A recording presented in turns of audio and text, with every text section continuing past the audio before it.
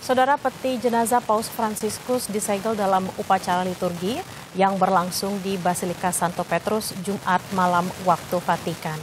Prosesi penutupan peti jenazah Paus dilakukan setelah sekitar 250.000 pelayat memberikan penghormatan terakhir. Ritus liturgi penutupan peti jenazah dipimpin oleh Kardinal Kevin Farrell, penjabat kepala gereja yang bertugas mengatur pemakaman Paus. Setelah dilakukan penutupan dan penyegelan peti jenazah, akan dilanjutkan dengan misa pemakaman. Kita sudah terhubung dengan Ulil Absar Abdallah, Ketua PBNU, dan juga Albertus Bagus Laksono, Rektor Universitas Sanata Dharma Yogyakarta. Selamat sore, Romo dan juga Mas Ulil. Kita akan ngobrol-ngobrol sedikit untuk mengenang sosok Paus Fransiskus. Aku ke Mas Ulil dulu. Mas Ulil, kalau berbicara soal Paus Fransiskus, apa sih yang ada di benak dan pikiran Mas Ulil mengenai Paus Fransiskus? Ya, terima kasih dan terima kasih sekali saya sudah diundang di dalam momen yang sangat penting ini, siaran langsung pemakaman Paus Fransiskus, pemimpin gereja Katolik universal yang sangat dihormati oleh semua golongan. Ya, saya berkesempatan untuk bertemu dengan Sri Paus ini waktu kunjungan ke Jakarta kemarin, ke Indonesia, dan sangat terkesan sekali dengan sosok beliau, kesederhanaan beliau, dan kita tahu bahwa kunjungan Paus kemarin ke Indonesia cukup sukses ya, sukses sekali, dan itu kunjungan yang terjadi setelah kunjungan Grand Sheikh Al-Azhar, yaitu pemimpin keagamaan yang penting dari Mesir, Dr. Ahmad At-Tayyib, yang juga berkunjung ke Indonesia sebelum Paus ya. Jadi ini saya kira secara simbolik melambangkan suatu peristiwa penting. Ada tokoh Muslim Sunni dari Al-Azhar. Ya, Al-Azhar ini kalau saya menyebutnya semacam ya, Romo ya, walaupun tidak persis, semacam Vatikannya dunia Muslim Sunni ya. Grand Sheikh ke Jakarta, ke Indonesia, dan kemudian diikuti oleh Sri Paus ya, luar biasa. Sri Paus dihormati oleh semua kelompok kalangan di seluruh dunia karena memimpin gereja Katolik. Ini kesan saya ya, dengan semangat yang penuh dengan kesederhanaan, humility, dekat dengan orang-orang kecil, orang-orang miskin. Itu disimbolkan dengan tindakan beliau yang secara humble, secara dalam bahasa NU secara tawadhu ya, mencium kaki seorang umat ya, itu luar biasa. Jadi memang kepemimpinan Sri Paus Fransiskus ini tepat dengan semangat zaman kita sekarang ini. Kita hidup di dalam zaman yang penuh dengan polarisasi. Nah, Sri Paus membangun jembatan, dan yang penting adalah dia juga mendukung perdamaian di Palestina. Nah, itu yang paling penting. Bahkan hingga hari terakhir pun, sesaat sebelum meninggal, Paus masih sempat video call dengan umat yang ada di Gaza. Nah, kalau kita ke Romo Bagus, Romo apakah punya pengalaman pribadi atau pengalaman personal dengan Paus Fransiskus? Lalu seperti apa sosok Paus Fransiskus di mata Romo? Ya, terima kasih Mbak Bella dan Mas Ulil, para pemirsa semua. Saya kira pengalaman saya dengan Paus Fransiskus itu selain pengalaman-pengalaman mempelajari ajaran-ajarannya yang luar biasa, sangat inklusif, banyak membuka hal-hal yang baru secara teologis dalam gereja, sangat kreatif dalam menyampaikan pesan Injil di dunia zaman sekarang dengan simbol-simbol yang luar biasa, inklusif, penuh perdamaian, juga kerendahan hati, openness, dan sebagainya. Tetapi secara pribadi, memang saya pernah bertemu di Jakarta, di Nunciatura, ketika beliau berkunjung. Tadi sudah disebut oleh Mas Ulil peristiwanya, karena beliau ini adalah anggota Serikat Yesus, seorang Yesuit, Paus Yesuit yang pertama sebetulnya dalam sejarah. Maka dia punya kebiasaan untuk bertemu dengan warga Serikat Yesus lainnya ya. para saudaranya di dalam satu komunitas, satu ordo Serikat Yesus. Maka kami bertemu dan beliau sangat jovial, sangat bersukacita, gembira, sangat rileks. Pertemuannya itu sangat-sangat bernuansa pertemuan persahabatan begitu ya. Beliau punya banyak pesan, tetapi yang lucu adalah ya dia bilang bahwa para Yesuit itu tidak terlalu berguna kalau tidak bekerja, kalau tidak punya kontribusi pada dunia. Tetapi juga dia juga mengingatkan bahwa kita harus berdoa. Paus Fransiskus adalah seorang paus yang suci, hidupnya bukan hanya gagasannya, itu dipenuhi dengan doa. Jadi dia sering kelihatan waktu pandemi juga berdoa dengan cara yang sangat khas, kusuk, dia berlutut di tempat-tempat tertentu dan dia akan dimakamkan di Basilika Santa Maria Maggiore, tempat dia sungguh-sungguh sering berdoa seperti Mbak Bella katakan tadi ya, sebelum dia melakukan lawatan, dia berkunjung ke situ, pulang juga berkunjung ke situ. Gereja itu sangat bermakna untuk para Yesuit juga, karena di situ para pendiri Yesuit dulu, Santo Ignatius Loyola itu mengadakan Ekaristi yang pertama sebagai imam gitu ya. Saya baru pulang sebetulnya dari Roma gitu ya. Saya berkunjung ke tempat itu juga, Santa Maria Maggiore. Tidak menyangka bahwa Paus Fransiskus beberapa hari kemudian akan ke situ dan akan beristirahat. Maka kesan saya ya sangat luar biasa dengan pribadi ini ya, dengan segala kelimputan dan kemudian usahanya untuk menyatukan gereja, membuat gereja maju ke depan dengan merengkuh banyak pihak yang harus direngkuh di zaman seperti ini. Sangat inklusif, sangat rendah hati, sangat menyentuh, sangat menyatukan. Romo, ketika pertemuan di Jakarta dengan Serikat Yesuit itu ada pesan khusus nggak sih yang disampaikan oleh Paus Fransiskus untuk para Serikat Yesuit, terutamanya untuk umat dan juga untuk negara kita gitu? Ya, secara umum dia menyampaikan pesan-pesan yang saya kira khas untuk para Yesuit sendiri ya. Tadi saya katakan ada pesan untuk sungguh-sungguh mendalam secara rohani, berdoa, menyediakan waktu untuk sungguh-sungguh berhubungan dengan Tuhan sendiri sebagai sumber semuanya. Paus Fransiskus bisa melepaskan semua, bisa rendah hati, hidup sederhana dan sebagainya karena dia terhubungkan dengan Tuhan. Meskipun Yesuit itu harus rajin bekerja, semangat bekerja, membaharui dunia, katakanlah ya secara umum dipanggil untuk selalu berkarya dimanapun, tetapi berdoa itu bagi beliau sangat penting. Dan juga pekerjaan-pekerjaan yang di zaman sekarang sangat penting ya, misi untuk para migran, untuk mereka yang miskin, untuk perdamaian dunia, untuk dialog antaragama. Semua itu menjadi pesan dari Paus Fransiskus yang memang sudah sering kita dengar, tetapi ketika dikatakan langsung oleh beliau di hadapan kami dengan suasana yang seperti itu, ya ada yang muda, ada yang sudah sepuh, ada yang masih cukup ya belum tua tetapi juga tidak mudah lagi, ada pengalaman-pengalaman yang lain yang dia sentuh dan dia sangat berbicara sebagai sahabat, sebagai pribadi.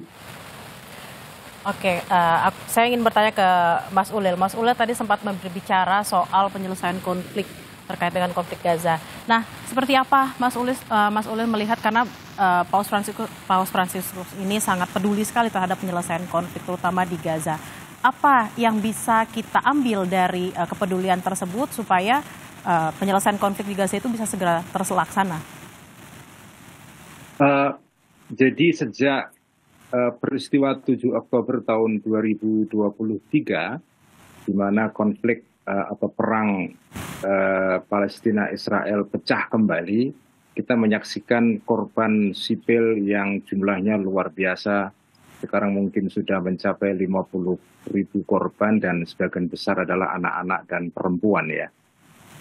Sejak awal Paus Fransiskus selalu mendorong terjadinya gencatan senjata dan mengembalikan perdamaian di Gaza, dan undangan itu atau anjuran itu juga sempat disampaikan kemarin kalau tidak salah di dalam pidato beliau dalam acara Paskah yang terakhir yang dibacakan oleh seorang romo di Vatikan ya. Jadi kepedulian beliau kepada masalah Palestina dan bangsa Palestina itu luar biasa, dan saya yakin dorongan dari Sri Paus untuk membela perdamaian di Palestina ini adalah selain dorongan keagamaan, karena bangsa Palestina, terutama di Gaza yang beragama Kristen juga banyak ya, itu adalah dorongan kemanusiaan. Saya kira itu dorongan paling penting. Dan Sri Paus, Paus Fransiskus juga dikenang di dunia Islam karena inisiatif perdamaian, yaitu penandatanganan dokumen Abu Dhabi, dokumen persaudaraan kemanusiaan yang diteken pada bulan Februari tahun 2019, di mana dua tokoh penting dari dunia Islam, yaitu Grand Sheikh Al-Azhar, Dr. Ahmad At-Tayyib, dan Paus Fransiskus bertemu di Abu Dhabi menandatangani wathiqatul al-wathiqah al-insaniyah lissalam al-alami, dokumen persaudaraan untuk perdamaian dunia. Dan ini dokumen yang penting ya.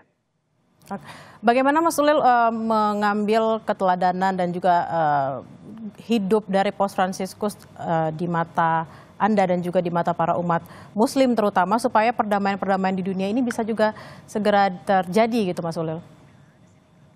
Ya, saya kira teladan itu penting ya, karena kekuatan agama tidak punya modal yang bersifat material ya. Kekuatan agama saya kira pesan moral dan keteladanan moral.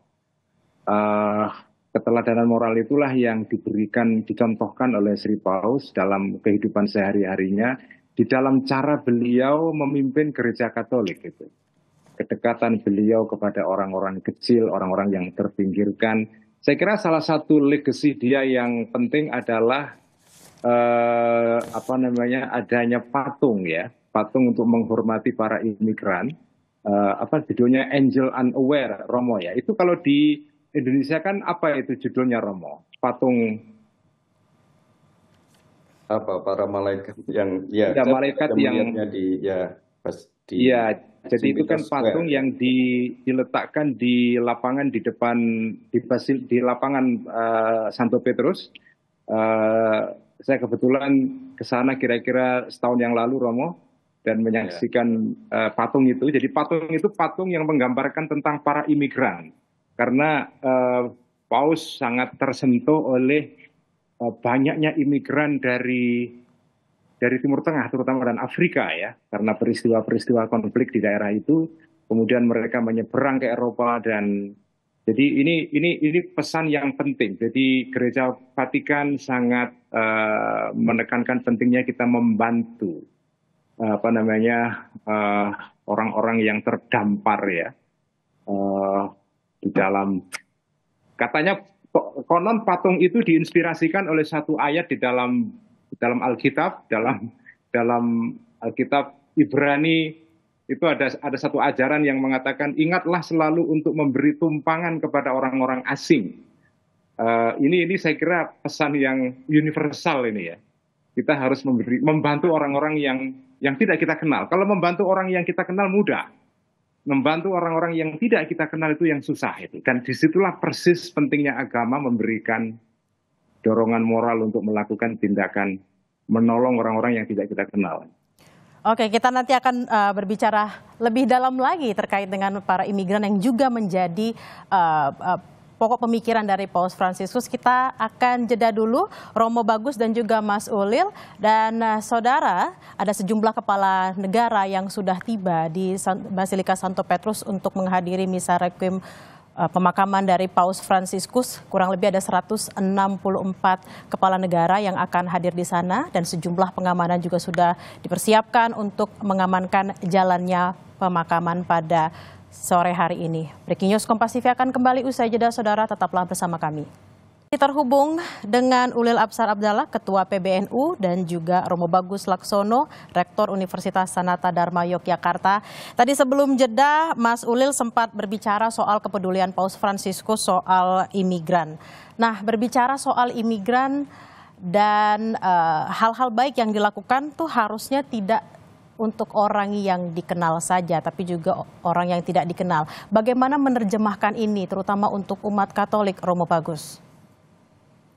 Ya, saya kira Paus Fransiskus sudah melakukan program itu dengan luar biasa, dalam arti tertentu itu bagian yang mungkin paling sukses di dalam masa pontifikat beliau. Dan ada gerakan yang kemudian lebih masif dan terstruktur di dalam gereja untuk melakukan semua itu ya di Roma dan sebagainya. Ada klinik ya, tadi Mas Ulil menyebut patung itu, patung imigran itu ya, angels unaware. Mereka itu angels, mereka itu malaikat, tetapi mungkin tidak sadar bahwa mereka malaikat karena mereka membawa rahmat gitu ya. Kalau kita menanggapi mereka, itu ada rahmat yang akan mentransform kita seperti kehadiran malaikat pada umumnya. Nah, kemudian ada klinik, kemudian ada shelter dan sebagainya. Dan Paus Fransiskus memang pernah mengadvokasi supaya negara-negara Eropa terbuka pada migran, karena sekarang banyak negara Eropa itu sedang miopik gitu ya, sedang sempit dalam berpikir mengenai mengenai para migran ini. Kemarin saya di Barcelona bertemu dengan sopir bis saja ya, itu berbicara mengenai ini Papa Francisco ini dan memuji dia karena terbuka pada migran gitu ya, karena kawasan Mediteran ini kawasan para migran itu menyeberang dari Afrika Utara, dari Timur Tengah ke sana, dan kadang-kadang menjadi kuburan massal karena ada peristiwa-peristiwa tragis di laut itu. Dan bahkan sopir ini pun memuji gitu ya, bahwa sekarang ada tindakan yang lebih terstruktur dari Gereja Katolik untuk itu. Gereja Katolik punya Caritas Internasional yang dipimpin dulu oleh Kardinal Tagle yang menjadi salah satu kontender untuk jadi pengganti paus dari Asia katanya ya. Dia akan meneruskan itu konon gitu ya. Tetapi ini menjadi lebih struktur. Serikat Yesus punya Jesuit Refugee Service juga untuk menyambut atau menolong para migran itu. Tetapi saya kira di beberapa tempat justru ini dimensi kenabian dari Paus Fransiskus, itu kepedulian terhadap lian, bahkan ketakutan terhadap lian itu naik gitu ya. Di mana-mana, di banyak negara-negara maju yang merasa tergencet gitu ya. Maka ini saya kira menjadi amanat legacy dari Paus Fransiskus yang memang sudah sangat nyata, tetapi nanti harus semakin didukung lagi, termasuk oleh struktur Gereja Katolik dalam hubungan dengan komunitas agama lain. Kalau Mas Ulil tadi menyebut dokumen Abu Dhabi dengan Atayab gitu ya. Saya kira iman di sana yang dibicarakan Paus Fransiskus dan tokoh Muslim besar Sunni ini adalah iman yang mengejawantah, yang mewujud pada respon terhadap krisis-krisis sosial, persoalan sosial termasuk migrasi. Nah, maka kalau bersatu, saya kira akan menjadi lebih kuat di dalam dunia yang dinamikanya sekarang kelihatannya banyak mengarah pada perpecahan dan sikap-sikap yang takut akan lian atau takut akan perbedaan, takut pada migrasi. Oke, kalau tadi kita melihat bahwa memang harus husnuzon gitu ya kepada orang-orang yang akan hadir ke kita, bagaimana para imigran ini juga harus diperhatikan gitu. Kalau Mas Ulil gimana Mas Ulil? Kan di Indonesia juga ada beberapa imigran yang masuk. Bagaimana membuat orang-orang Indonesia secara keseluruhan itu husnuzon, bukannya suuzon ke para imigran-imigran ini supaya mereka juga punya kesempatan yang sama menjadi manusia seutuhnya? Saya suka Mbak Bella menggunakan istilah husnuzon. Husnuzon ya. Susah soalnya Mas Ulil husnuzon ke orang yang mau datang ke tempat kita, sedangkan kita juga kondisinya lagi nggak baik-baik aja gitu ya. Betul, persis ya. Jadi menurut saya legacy Sri Paus yang paling susah untuk salah satunya ya untuk diteruskan saat ini adalah itu sikap positif kepada orang-orang asing ini, kepada orang-orang yang tidak kita kenal. Karena terutama di Eropa sekarang ini kita menyaksikan bangkitnya konservatisme dan politik kanan. Bangkitnya kecemasan kepada orang-orang yang hadir ke rumah kita karena mereka tidak kita kenal, orang-orang imigran. Sekarang kita menyaksikan kemarahan, ya semacam betul-betul kemarahan sekarang ini, kemarahan kepada imigran di Amerika di bawah Presiden Trump, di Eropa beberapa partai kanan naik daun, di Jerman bahkan mendapatkan suara yang cukup signifikan dalam pemilu terakhir. Kemudian di Italia sendiri sekarang juga problem politik kanan ini juga muncul di bawah Perdana Menterinya yang sekarang. Jadi menurut saya warisan Sri Paus yang paling susah dipertahankan sekarang ini adalah sikap positif kepada orang-orang asing yang tidak kita kenal. Tapi saya kira di sini tantangannya, jika Gereja Katolik dan pengganti Sri Paus bisa meneruskan ajaran dan keteladanan Paus Fransiskus dalam bidang ini, dalam isu orang-orang asing ini, saya kira Gereja Katolik akan menjadi baik. Memang kita menantikan penerus dari Paus Fransiskus yang juga bisa meneruskan legasi-legasi yang sudah dilakukan oleh Paus Fransiskus. Terima kasih Ulil Absar Abdallah, Ketua PBNU, dan juga Romo Bagus Laksono, Rektor Universitas Sanata Dharma Yogyakarta. Terima kasih atas waktunya pada siang hari ini, supaya nanti kita akan melihat langsung seperti apa pemakaman dari Paus Fransiskus. Terima kasih. Dan saudara, Breaking News Kompas TV akan kembali usai jeda tentunya dengan rangkaian acara dari pemakaman Paus Fransiskus nanti pada pukul 3 waktu Indonesia bagian Barat atau pukul 10 waktu Vatikan. Breaking News Kompas TV akan kembali usai jeda, tetaplah bersama kami.